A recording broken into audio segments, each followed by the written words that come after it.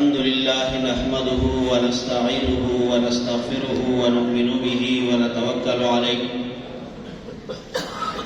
ونعوذ بالله من شرور أنفسنا ومن سيئات أعمالنا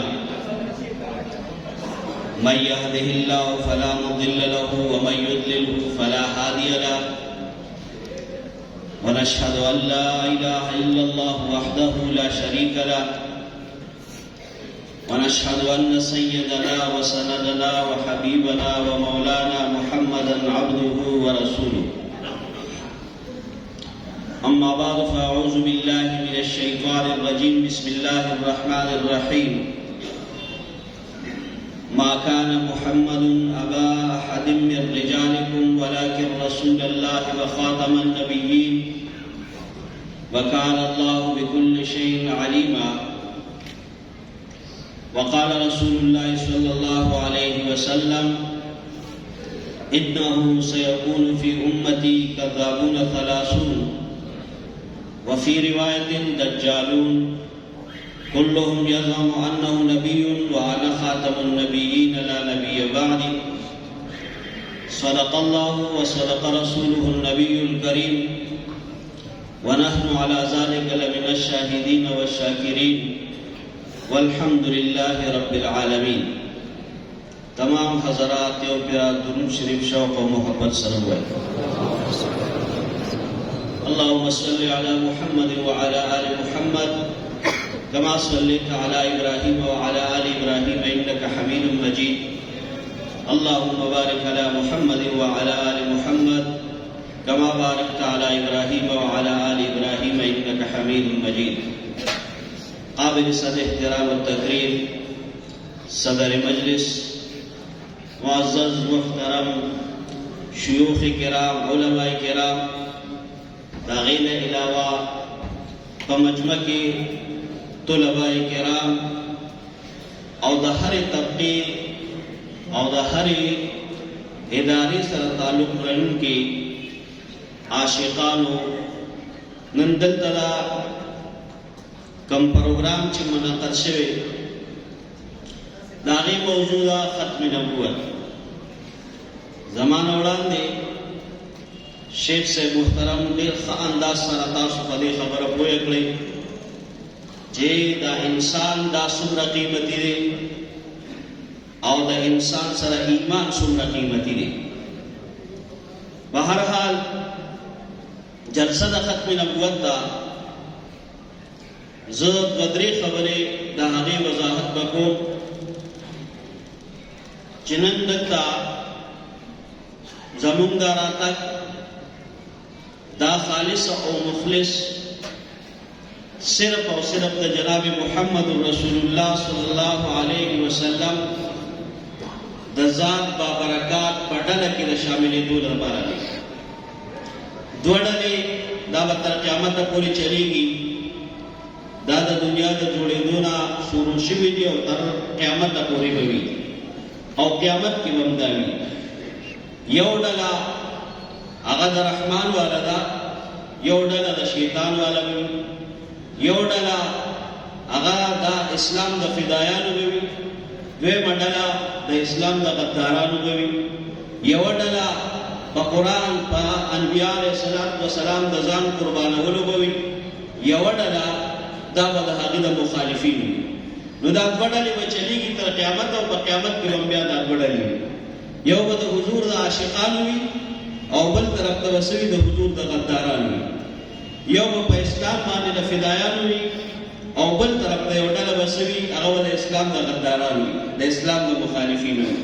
نو موږ دلته راغلي صرف د نبي علیه السلام په ډله شاملېدو دپاره راغلي یو چې الله پاک زموږ حشر په هغه ډله کې وکړي کوم چې د قرآن وفاداران، کوم د اسلام وفاداران، کوم د انبیا علیه السلام وفاداران او کوم د حضور د عاشقانو وي. نو د هغې دپاره زما استاد دا ناسته ده. داسې دا وکړه جلسې په ډېرو نومونو باندې نه مقررېږي. انتخابات شروع دي، د پلانکي خان جلسه ده، د پلانکي خان جلسه ده، د ډګري خان جلسه ده. زما استاد جلسه دا ده امام الانبیاء، سردار کائنات، فخر السادات او د تمام انبیاء او نبی د جناب محمد رسول الله صلی الله علیه وسلم جلسه ده. نو په دې باندې د الله شکر ادا کو چې الله پاک موږ دې ته راوستي ما ته راغلی نه یو دا زموږ ستاسو کمال نه دی نو خبره به شوق سره وکړو ان شاء الله بهر مجلس چې دا ختم نبوت عزتمن مسلمانانو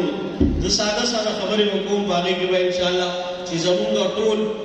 د علماء کرامو معذرت سره علماء کرامو ته زدا خبرې نه زه عام مسلمانان چې هر مسلمان په دې باندې پوه شي چې کم از کم هغه د عقیده ختم نبوت یاد لکه د دې ځای نه چې ما ته وضو چې کم از کم ما ته کور ته ځو نو ما ته د ختم نبوت هر سړی مبلغ جوړ شو نو مبلغین به جوړیږي کنه دا مبلغی صرف زما په ځمانه نه یا مولانا صاحب په ځمانه نه مولانا امجد صاحب یا د شیخ صاحب په ځمانه نه مونږ ټول د حضور عاشقانو د نبی علیہ الصلوۃ والسلام د ختم نبوت مبلغین به جوړیږي کنه نو یادو به بیا صحیح ده ان شاء الله بهرحال عزتمن مسلمانانو دا دین اسلام تفصیلات نه هغه کې علماء کرام په تفصیلات پوریږي خو دا دوه خبرو نه جوړ دي دوه خبرو ته دین اسلام وي یو ته وي عمل بل ته وي عقیده عمل کې چې دی هغه کې تفصیلات دي په عقیده کې تفصیلات دي لہذا په اعمالو کې اخلاقیات جدا دي معاشرت جدا دي په دې کې بیا چې ډېر شوبې دي او لہذا د دوه شیونو دین اسلام جوړ دی چې یو ته وی عمل بل ته وی عقیده خو صحیح عقیده دا د دین اسلام بنیاد دی بغیر د صحیح عقیدې نه د انسان یو عمل د الله په دربار کې نه قبليږي نه مونځ نه روزه نه حج نه زکات نه تلاوت یو شی نه جهاد نه مدرسه نه زموستا صدقه یو شی د الله په دربار کې نه قبليږي تر څو پورې د انسان عقیده د دین اسلام مطابق نه وي بدغه عقاید کې او هم عقیده چې هغه ته وایي عقیده ختم نبوت اوس د عقیده ختم نبوت معنا څه ده نو په دې باندې زړه خبره په دې وجه کوم مونږ به هغه معنا نن دلته زده کوو چې زمون اکابر منتقي عام مسله به یو مولانا صاحب تاسو ته دا معنا دا شي چې نبی عليه الصلاه والسلام د انبیاء او اخیری پیغمبر دی هغه نه پس بل پیغمبر نشته دا معنا هم صحیح ده دا غلط نه ده خو زمون اکابر چې دا عقیده ختم نبوت کم تعریف کوي هغه جامع دی او مانع دی په دې علماء کرام پوهیږي چې دا سي تعریفو کې چې باغې کې د نقب لګولو باغې کې د ډاکی اچولو هغه چاته موقع نه ملاويږي نو دا سي تعریف به مونږه د خپل مشرانو نه چې کوم زده کړی هغه بیانو دا عقیده ختم نبوت تعریف زمون مشران څنګه کوي هغه دا سي چې د انبیاء علیه السلام سلسله الله پاک د آدم علیه السلام نه شروع فرمایلی دا سلسله الله پاک د دوانو جهانو سردار شفیع المذنبین خاتم النبیین جناب محمد رسول الله صلی الله علیه وسلم باندې بند فرمایلی ختم فرمایلی د نبی علیہ السلام نه پس په دنیا کې بل هیڅ قسم نوې پیغمبر نه پیدا کیږي دې ته وایي عقیده ختم نبوت عزتمن مسلمانانو تعریف داسې ونه کړي دا دی وجه دا دنیا کې څومره شي نه دي د دې یو ابتدا ده یو انتها ده دنیا کې شپه ده د دې ابتدا شو یو انتها ده بشار باندې ختميږي ورځ ده دا غي ابتدا ده دا غي انتها ده دا شان انسان دی د ژوند ابتدا ده د ژوند انتها ده یو شروع ده یو اخیره ده یو خاتمه ده د شان دا جلسه د دې یو ابتدا وا یو انتها وا په دنیا کې چې کوم شي د پوره دا غي یو شروع ده یو اخر ده د شان د نبوت ابتدا الله پاک د آدم علیه السلام نه کړي دغه سلسله الله پاک په جناب محمد رسول الله صلی الله علیه وسلم باندې ختم کړي اوس د نبی علیہ السلام نه پس با هیڅ قسم نوې پیغمبر نه پیدا کیږي دا هیڅ قسم پکې رقم دی نه عزتمن مسلمانانو ما پس تاسو په وړاندې باندې د نبی علیہ السلام حدیث مبارکه دا غي تلاوت کړی دی حضور فرمایي ان قریب زما په امت کې با دیرش داسې کسان پیدا کیږي چې په دروغ باندې د نبوت دعوی کوي څومره به پیدا کیږي په جمع سره وایي دا بیانو څومره به وي 30 داسې کسان پیدا کیږي اوس دغه په دروغ د نبوت دعوه کوونکو دا سلسله د کله شروع شو جناب محمد رسول الله صلی الله علیه وسلم مبارک لا په دنیا کې باندې دا سلسله شروع شو د نبی علیہ السلام اخیری ایام د ژوند مبارک اسود یا نسی او سړی پیدا شو هغه په دروغ د نبوت دعوه وکړه مسلمه کذاب یو سړی پیدا شو په دروغ باندې د نبوت دعوه وکړه سجاد یو خزه چې داغه پیدا شو هغه په دروغ باندې د نبوت دعوه وکړه سلسله راتله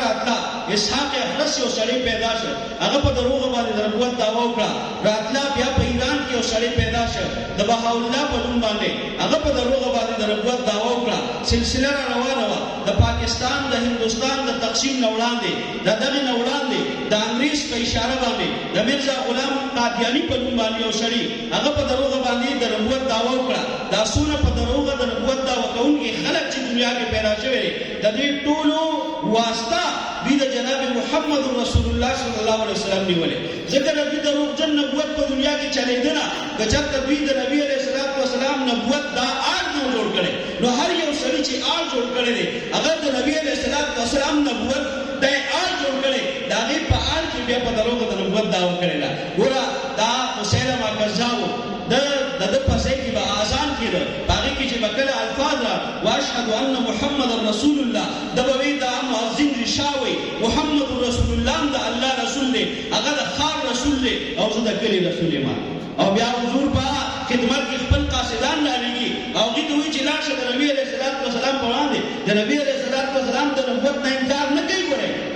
کم دروغجن نبی چې راغلی دی دنیا ته دا خبره ځان سره یاد ساتئ داسې یو نه پیدا شوی چې هغه وایي زه نبي علیه الصلاة والسلام نبي نه منم د نبي علیه الصلاة والسلام نبوت آل جوړی وایي زه دې وجې نه قادیانیان نن دا دوکه ورکوي موږ ته وایي موږ نبي علیه السلام منو موږ خو په نبي علیه الصلاة والسلام ایمان راوړو موږ خو د نبي علیه الصلاة والسلام په ختم نبوت باندې ایمان لرو خو دلته آل د نبي علیه الصلاة والسلام نبوت جوړي او خپله دروغجنه دعوه پکې بیا درنه کوي نو بهرحال دا میرزا غلام قادیاني چې پیدا شو اوس د ده د نبوت دعوې وګورئ ما معنا داسې کړې هېڅ قسمه به نه پیدا کېږي دا هېڅ قسمه پکې نه کم دی نه راځي د هغې تشریح درته لږه کوم ګوره دا خبیث چې کله پیدا شو په 1839 یا 40 کې دا پیدا شوی دی د 1880 یا 81 نه ده دا دروغ نبوت دعوې شروع کړي لهذا اول وی زه مبلغ اسلام یم بیا وی زه مناظر اسلام یم بیا چې دینو راغی بیا وی زه امام محدث یم بیا وی مجدد یم کله وی زه امام مهدی یم کله وی زه ذلی نبی یم کله وی زه بروزی نبی یم کله وی زه د محمد رسول الله صلی الله علیه وسلم په شکل کې الله پاک را لېږلی کله وی زه د عیسی علیه السلام په شکل کې نعوذ بالله الله را لېږلی کله وی زه د عیسی علیه السلام سور یم کله وی زه د عیسی علیه السلام عکس یم کله وی نعوذ بالله په 1901 کې بیا مستقل د نبوت دعوی وکړه نو کله وی زه غیر تشریعي نبی یم کله وی زه تشریعي نبی یم او په 1901 کې د بیا وی چې نعوذ بالله د محمد رسول الله صلی الله علیه وسلم راتګ دا دنیا ته دوه پیرې یو هغه چې په مکه معظمه کې پیدا شوی دی او دویمه پیرا زما په شکل کې نعوذ بالله په قادیان کې الله پاک محمد رسول الله پیدا کړی د دې د پاسه بلا څه کفر د دې د پاسه د دې خبيث چې د دې شکل د کتونو وي زما په شکل کې پیدا کړی نو لہذا موږ معنا دا وکړه هیڅ قسمه باندې پیدا کیږي نه به ذلی پیدا کیږي نه به بروزی پیدا کیږي نه به عیسی علیه السلام په شان پیدا کیږي نه به عیسی علیه السلام په سوري کې د سوري په شکل پیدا کیږي نه به تشریعي پیدا کیږي نه به غیر تشریعي پیدا کیږي نه به محمد رسول الله صلی الله علیه وسلم په شکل کې هیڅ قسمه بل پیغمبر په دنیا کې نوې نه پیدا کیږي آیا زوړ نبی په دنیا کې راځي به کنه نه راځي راځي به دا نن یادول غواړي موږ اکثر بیان واورو خو بس دې نه چې باسو بیا چې نو کار خراب وي کار داسې خراب وي غدیر بابا جي صاحب داود برکات ولا حاجه هغه اکثر فرمای کله چې موږ بیان واورو موږ پښتنو کې دا کار نظام سره مصادره ساده کول وي سندو وي چې سم مولوی له ټول تاسو سم دالي نه با دا څه له کوه ځان سره یادو صحیح وکنه یادو باندې زوړ پیغمبر په دنیا ته راځي دا د نوښت راځي سره پدې خو قادیانی د موت کافر وایي چې هغه عیسی علیه السلام د آیات او داغه د نزول نه انکار کوي پدې وجه باندې موت تاجلی غامدی چې لانن پیدا شوی جاوید غامدی هغه ته کافر وایي چې هغه د عیسی علیه السلام د نزول د آیات نه منکر دی نو دا زموږ استاد د عقیدې سره چې عیسی علیه السلام باندې قیامت نږدې راځي دنیا ته هغه کم پیغمبر دی زوړ پیغمبر دی مخکینی پیغمبر دی د نبی علیه السلام نه پس با یعنی داسې مور الله پاک اوس نه پیدا کوي چې هغه یو بچی وزېږي او هغې ته الله پاک نبوت ورکړي خو یو خبره بله ده چې اوس عیسی علیه السلام دنیا ته تشریف راوړي نو سوال خو دا جوړېږي چې دا علما کرام خو بار دا فرمایي چې ختم نبوت او ختم نبوت اوس عیسی علیه السلام چې دوباره دنیا ته تشریف راوړي د هغه په راتلو باندې په عقیدې ختم نبوت باندې سیاست پرېوځي نه پرېوځي وجه شته وجه دا ځان سره یاد کړئ وجه دا چې عیسی علیه السلام دوباره دنیا ته تشریف راوړي دا هغه حیثیت د امتی وي، حیثیت به د امتی وي. او د یو سړي څو حیثیته کېدی شي. په دې مثال در کوم، خبره به انشاءالله واضحه وي، څه تردد به پکې نه راځي. زه در کوم مثال، خو عیسی علیه السلام چې دوباره تشریف راوړي نو یو خدا چې موږ معنا داسې وکړه چې د نبي علیه السلام نه پس به بل هېڅ قسمه نوی پیغمبر نه پیدا کېږي بنا چې پیدا کېږي. معنا څه مطلب؟ عیسی علیه السلام د محمد رسول الله صلی الله علیه وسلم نه مخکې پیدا شوی، د حضور صلی الله علیه وسلم نه وروسته به نه پیدا کېږي. صحیح شوه؟ نو اوس که وروسته د نبي علیه السلام نه څوک پیدا شي او هغه د نبوت دعوه کوي نو دا دروغجن دی. خو عیسی علیه السلام ته الله نبوت ورکړی د محمد رسول الله نه مخکې. اوس یو مسله بل هم ګډوډېږي دلته، دا ذهن کې ساتل پکار. اوس عیسی علیه السلام چې دوباره دنیا ته تشریف راوړي نو خپل پیغمبري به ورسره وي. دا غره یاد ساتئ. زمونږ تبلیغي حضرات هم بیان کوي اکثر، هغې کې هغې دا فرمایي چې عیسی علیه السلام به دنیا ته راځي د امتي په حیثیت باندې. داسې نه کوي. اوس د امتي په حیثیت چې کله ووایي نو د بعضې خلکو ذهن کې دا خبره راشي چې هغه دوباره دنیا ته تشریف راوړي نو نبي به نه وي. دا یو ځای کې باقاعده یو کس ما ته راغی، ما ته وایي چې زما اوسه پورې ذهن کې دا وه چې عیسی علیه السلام دوباره دنیا ته تشریف راوړي نو نبي به نه وي. حالانکې نبي به وي خو د امتي په حیثیت باندې به هغه بیا دوباره دنیا ته تشریف وي. اوس حیثیتونه د یو سړي ډېر کېدی شي. یو خبره ده. دویمه خبره دا چې دا دور نبوت چې دی دا اوس د هغه نه دی. لکه ګوره دا عیسی علیه السلام دور نبوت کله دا د محمد رسول الله صلی الله علیه وسلم نه مخکې. اوس چې دوباره راځي نو چې کله محمد رسول الله صلی الله علیه وسلم پیدا شي اوس تر قیامته پورې دور نبوت د چا دی؟ د محمد رسول الله صلی الله علیه وسلم دی. بلکې په قبر کې د یو نبوت تصور دی نو هغه د محمد رسول الله دی. په حشر کې د نبوت تصور دی هغه د محمد رسول الله دی. حتی که په جنت کې د یو نبوت تصور دی هغه صرف د محمد رسول الله صلی الله علیه وسلم د نبوت دی. بل نبوت تصور چې دی هغه نشته. لہذا چې نبی علیه السلام راغی اوس دور نبوت د محمد رسول الله دی. لہذا عیسی علیه السلام په خپل دور نبوت کې نه د محمد رسول الله صلی الله علیه وسلم په دور نبوت کې. او د دې مثال آسان دی، ډېر آسان سره دا مثالونه ګوره الله پاک قرآن کې بیان کړي. شیوخ کرام لاس دي د هغې وجه دا ده چې په مثال سره دا خبره ډېره زر په اسانه په سمجھ کې راشي. ګوره زما ستا د بل دا صدر صاحب دا عارف علوي صاحب چې که دا په دې دور کې دی اوس لاړ شي امریکې ته یا دی لاړ شي امریکا مثال به نه ورکړو لاړ شي ترکي ته. ترکي ښه دی مسلمان ملک دی. صحیح؟ اوس دی ترکي ته لاړ شي نو په دې ترکي کې به ترکي د صدر حکم چلیږي که د پاکستان د صدر حکم به چلیږي؟ او زمونږ د صدر صاحب چې لاړ شي نو د دغه به د پاکستان صدارت جدا کېږي. پاکستان صدر دی هلته حکم نه چلیږي. وجه څه ده؟ وجه دا ده چې دور حکومت د پاکستان نه دی، دور حکومت د عارف علوي صاحب نه دی، دور حکومت د طیب اردوګان صاحب دی. صحیح شوه؟ نو هلته دی د پاکستان صدر دی خو د دغه ډول هلته نه چلیږي، د ده حکم هلته نه چلیږي. دغه شان عیسی علیه السلام چې دوباره دنیا ته تشریف راوړي نبي دی خو دور نبوت د هغه نه دی، دور نبوت د جناب محمد رسول الله صلی الله علیه وسلم دی. د دې وجې نه هغه چې کله دنیا ته تشریف راوړي نو د هغه کلمه دا وه لا اله الا الله عیسی روح الله. دوباره چې دنیا ته تشریف راوړي کلمه به کومه وایي؟ لا اله الا الله محمد رسول الله. په شریعت باندې به کوم عمل کوي؟ په شریعت عیسوي به عمل نه کوي، په شریعت محمدي به عمل کوي. بل وحي تلاوت به نه کوي، د وحي د محمد رسول الله به تلاوت کوي، په احکامو به په هغې باندې عمل کوي. او یو بله نوې خبره کله چې دنیا ته تشریف راوړي نو ګوره 75 سال عمر به وي. څومره؟ 75 سال. او د هغه اسمان ته د ختو څومره وخت شوی؟ د نبي علیه السلام 1400 سال خو دغه د دې لمسې او اسمان ته تشریف وړي. او چې دوباره دنیا ته تشریف راوړي نو عجیبه خبره دا ده چې 75 سال عمر به وي. تاسو به وایئ چې یاره دا څنګه عجیبه کار دی چې هغه تللی دی چې څومره سال یې وشو 75 سال عمر کې به دوباره تشریف راوړي او 45 سال به په دنیا کې وي او بیا به په دې 45 سال کې هغه حکومت کوي. هغه به د نبي علیه السلام په روضې باندې حاضري کوي. د نبي علیه السلام په روضې مبارکه به صلات و سلام وایي. د نبي علیه السلام به د صلات و سلام جواب ورکوي. دجال به قتلوي، بیا به د هغې نه پس وفات کېږي. کله چې وفات داسې مسلمانان به په جنازه کوي د یو قبر ځای د جناب محمد رسول الله صلی الله علیه وسلم د روضې مبارکې سره یو د قبر ځای اوس هم خالي پروت دی، په هغې کې به خښېږي. د قیامت په ورځ حضور فرمایي زه او زما ورور عیسی علیه السلام موږ چې د قبر نه راپاسو داسې به راپاسو، یو طرف ته به حضرت ابوبکر صدیق رضی الله عنه، بل طرف ته به حضرت عمر فاروق رضی الله عنه. نو په دې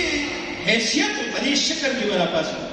اوس دا هم یو مسله جوړه شوه چې هلکه هغه خو دومره زره کالي وي، نو مولي صاحب دا وایي چې یاره د هغه چې کوي نو 75 سال عمر کې به وي. وجه څه ده؟ وجه دا ده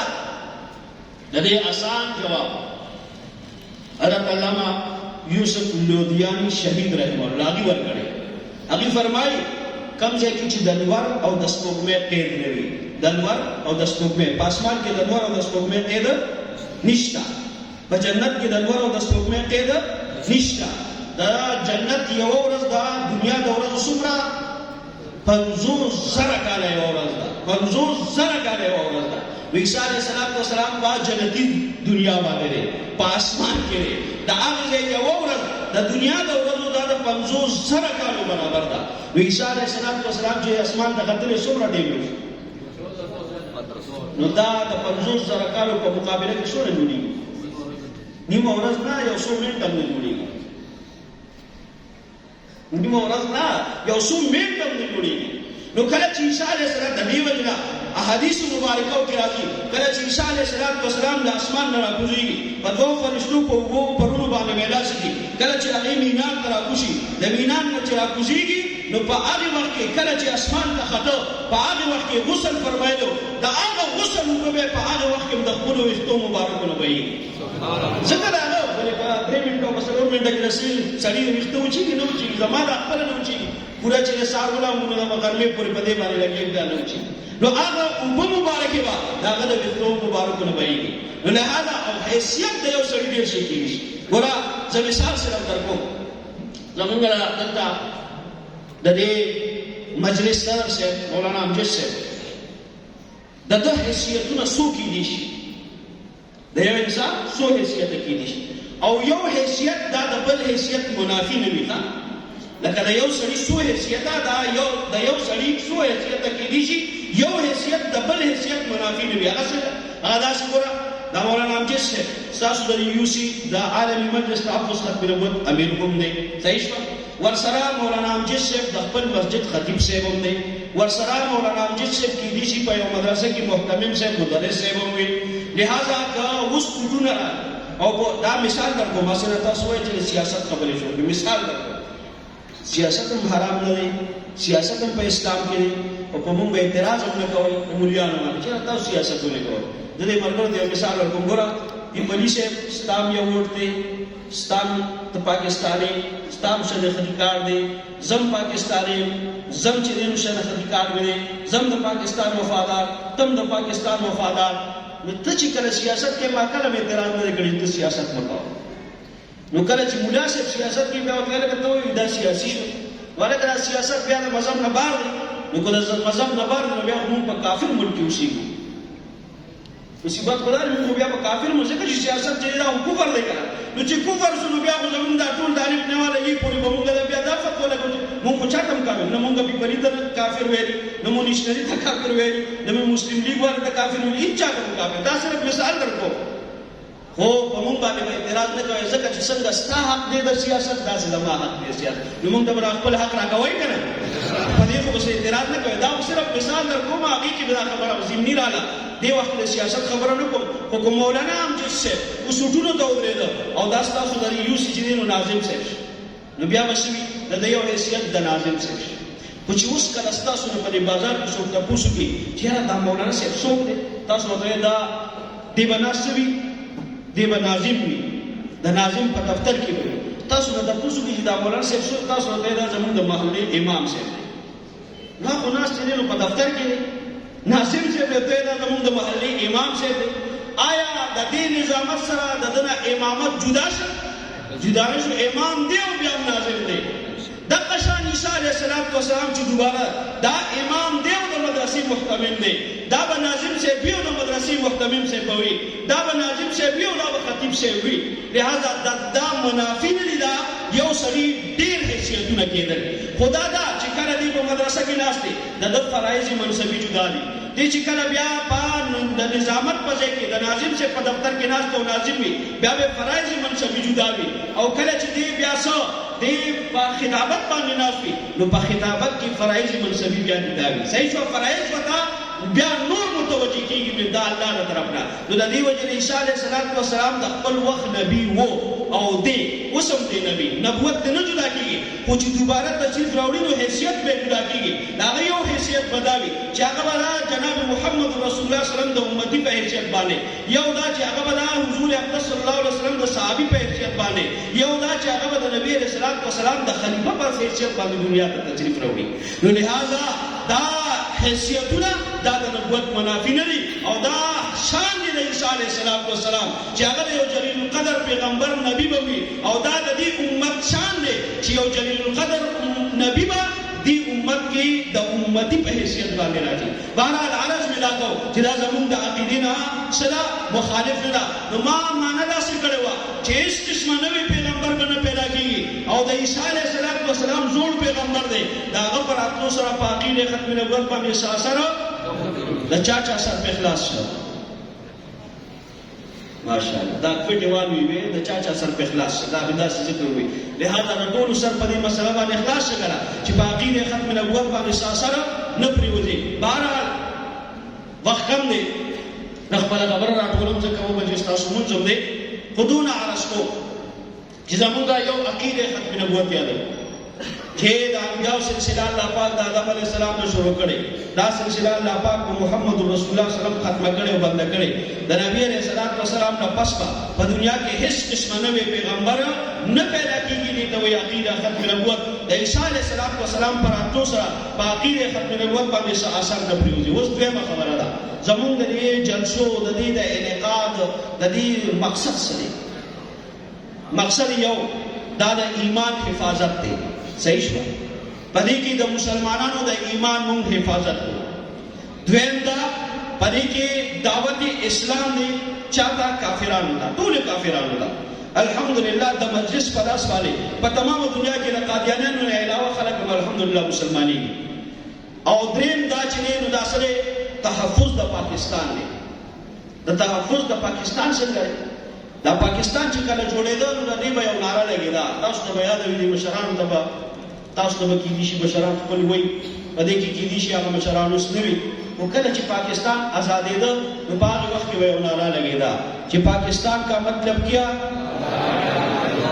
او دا خو په جمع باندې وایي دا د ایمان والا کلمه ده او دا تبلیغي حضرات بیا د ډېر فضایل بیانوي چې دا کلمه داسې کلمه ده چې دا به الله پاک په یو پرچې باندې لیکي حدیث شریف کې راځي ټولې لیکې د سړي به ناامیده شي الله پاک وایي ستا زما سره یو نیکي پرته ده د هر کلام دې به پرته وي دا رواني د تلې په یو چاپډي کې واچي ټول ګناهونه به بل چاپډي کې وي هغه دا چاپډي چې دا به دروند شي او دا ګناهونه والا چاپډي بیا څه شي سپک شي نو دا چې څومره په اخلاص سره وي د زړه سره وي دومره به د دې هغه اثر وي نو کلمه په تیزه باندې وایو او ګوره دا کلمه په تیزه ویل څه دي علما کرام تشریف فرمایي نو بیا تاسو کوي دا کلمه چې کله وایي کنه دا الله اکبر یا لا اله الا الله په تیزه سره ترکیب پورې چې شیطان دا ورې تیزونه چې وتختی نو دا په تیزه باندې وایو او کافر زموږ د مون نه یریږي زموږ د روزي نه یریږي او کله چې موږ دا ناره تکبیر لګو الله اکبر هغه تاسو مصیبت را پسې او دا ناره تکبیر هغه ناره تکبیر دی کله چې حضرت عمر فاروق نو ایمان راوړ او راغی د نبی رسول الله خدمت کې حاضر شو نو چې کله حاضر شو نو هغه صحابه وایي چې هغه صحابي په خپل باندې ګویا کیږي چې نبی رسول الله چې بیګا کوم دعا ستاره لپاره غوښتي و ستا حق قبول شو حضرت عمر رضی الله عنه هغه فرمایي چې د عمر پر ایمان راوړلو کې د نور په ایمان راوړلو کې څه فرق شو چې عمر هم ایمان راوړي او بیا تاسو په پټه باندې مونږ کوو او نور هم ایمان راوړي تاسو په پټه باندې مونږ کوو لہذا چې عمر ایمان راوړلو مونږ بزو دا مونږ چې دا الله حکم دی دا په بیت الله کې په ښکارا ادا کوو نو په دې موقع باندې دا صحابه کرامو ناره ولګوله او دا سنت هم دي کله چې یو سړی ایمان راوړي د کفر نه اسلام ته راشي په هغه موقع باندې تکبیر الله اکبر ناره چې دا لګول دي نو په دې باندې اجر ملاويږي ماشاءالله نو کلمه سوا چې پاکستان کا مطلب کیا یو بل ناره دا هم بالکل یې را کړی دا वही दस्तूरी रियासत क्या होगा मोहम्मद दामन ने बिल्कुल ये रहा दस्तूरी रियासत क्या होगा मोहम्मद रसूलुल्लाह दामन आजाद शिव मोहम्मद रसूलुल्लाह न पारा दामन आजाद शिव द मोहम्मद रसूलुल्लाह पर मुंह बांधे उस द मोहम्मद रसूलुल्लाह गद्दार दे मल किराम नवजी आगा च द मोहम्मद रसूलुल्लाह जात मुबारक बांधे हम लगे आगा च द नबी अलैहि सलात व सलाम फता जो तखत में नबूत बांधे हम लगे नो द मल मकसद दा चलान नो द दी वजना जमुन द्रे कारली यौसने द ईमान हिफाजत द मुसलमानों द्वेम काफिरानो ता दावत ता उस पदरा स्तासु पर निजदे अचीनी के सोना कादियान अल्हम्दुलिल्लाह मुसलमानान जो उस यो दवर दासे रागे कि द कादियानियत कम आगा अहम अडवा अल्हम्दुलिल्लाह अगम ची ये खत्म नबूवत वाला दफ्तर बनोड़ेगी इंशाअल्लाह अन करीब दा खुशखबरी बमोरे ची आगा से ची कम के द कादियानियत प्रचार के दागे न वो उस दता जो द खत्म नबूवत नारे नेगी इंशाअल्लाह अन करीब बदा पावे नो दा सवा दा दी मजालिसो दगी इनी कॉन्फ्रेंसरो दगी जलसो बरकतो जिनन कादियानी बने बाने मजबूर शो ची आगन इस्लाम दा अल्हम्दुलिल्लाह रवान दे और बाजी कादियान पर धोखा बानी तेरी भी करना न दी वजना फेम दा चिदा जमुन से दावत इस्लाम और द्रेम दा चिदा दिफा दा पाकिस्तान दा नो अल्लामा इकबाल से पहलवानी फरमाई चिदा कादियानियत छे दा इस्लाम और दा मुल्क दोनों गद्दार दे तो लिहाजा चिदा दा मुल्क गद्दार दे दा इस्लाम गद्दार दे नो मुंग दा मुल्क वफादार यू और मुंग दा मुल्क पाकिस्तान दा कम नजरियाती सरहदात को हिफाजत को यो नजरियाती सरहदाती यो जोग्राफियाई सरहदाती मुंग दा पाकिस्तान दा नजरियाती सरहदात को हिफाजत को नको बकर इंशाअल्लाह और दा जोग्राफियाई सरहदात वहम रागे इंशाअल्लाह दा उलमाए किराम दागत उलमाए किराम दा वस्तासु द पौजियान ना संग पसंग बल्कि दानी में यो कदम लांदे द पाकिस्तान ने निफारा पर उदरी को करे इंशाअल्लाह जब जमुंगा काबिरो आजाद करे और दरी करीमी न पारे आजाद करे इंशाअल्लाह कद हुजूर ज खबर बिल्कुल खत्म जगह जे मेन पे वरवाड़े ज बिल्कुल खत्म वस नो को चलता द नबी अलैहि सलात व सलाम पर नामुस बांधे हमला उसवा कचरता द नबी अलैहि सलात व सलाम पता जो तखत नबूवत बांधे हमला उसी या सूफ पे द हमले इरादा कई और दा उलमाए किराम मुंत हुए चिरमाल कुर्बानी वर्के नो वर्को बकरे इंशाअल्लाह दा उलमाए किराम मुंत हुए जे द बच्चों कुर्बानी वर्के वर्को बकरे इंशाअल्लाह दा उलमाए किराम मुंत हुए जे द खपलो मोर अपना कुर्बानी वर्के वर्को बकरे इंशाअल्लाह और को चरता दुई च द पाटे कुर्बानी वर्के नो वर्को बकरे इंशाअल्लाह असने जमुन द पाटे मशन आगा बेदार शुजा बसे व्यापारी वक्त के जमा दुनिया से वैसे का कारोबार खराबी है उसे का दापो दास चल दे माशियत दास मसला प्यादा मसले बनरा पैदा की जका कस्ता कारोबार आबाद के मोहम्मद रसूलुल्लाह द बरकतना कदा अमल का आबाद के मोहम्मद रसूलुल्लाह द बरकतना कदी पकुर से नात द मोहम्मद रसूलुल्लाह द बरकतना कदे द वजारत मिलाद द मोहम्मद रसूलुल्लाह द बरकतना कमा द इमामत मिलाद द मोहम्मद रसूलुल्लाह द बरकतना कजा मदरसा द मोहम्मद रसूलुल्लाह बरकते कस्ता यूनिवर्सिटी मोहम्मद रसूलुल्लाह बरकते कि मोहम्मद रसूलुल्लाह ने दुनिया बनवा स्ता जाहु जलाल बनो स्ता यूनिवर्सिटी बनवा समा इमामत बनो अनबिया को नबूवत नो मिलो मुझे नबूवत बनो मिलो दागे द प्रोसेस बात शो लिहाजा को द हुजूर पर नामुस बांधे हम लोग शवा नो बिया बखल जानूना कुर्बानो करे इंशाअल्लाह कम सड़े कागा अदलिये मशरबी कागा द मुल्क मशरबी कागा तफौज मशरबी खुद नबी अलैहि सलात व सलाम पर नामुस बांधे हम लोग का दागा खिलाफ पे आवाज सर रा पासु करे इंशाअल्लाह ये किदान गुरु चिदाजी और दादी सही ना इंशाअल्लाह खबर इत्तिफाक को आखिरी द द्रिवना रो जवाब न वालम और दा नारे दासिम लगवे कि खादियानियत तस्ता नन पतो लगी पूरा कुफर ता पतो लगी कि मुसलमानन हर से बर्दाश्त कवे शी नबी अलैहि सलात व सलाम पजात मुबारक बाने कंप्रोमाइज कर तैयार नहीं नारे तकबीर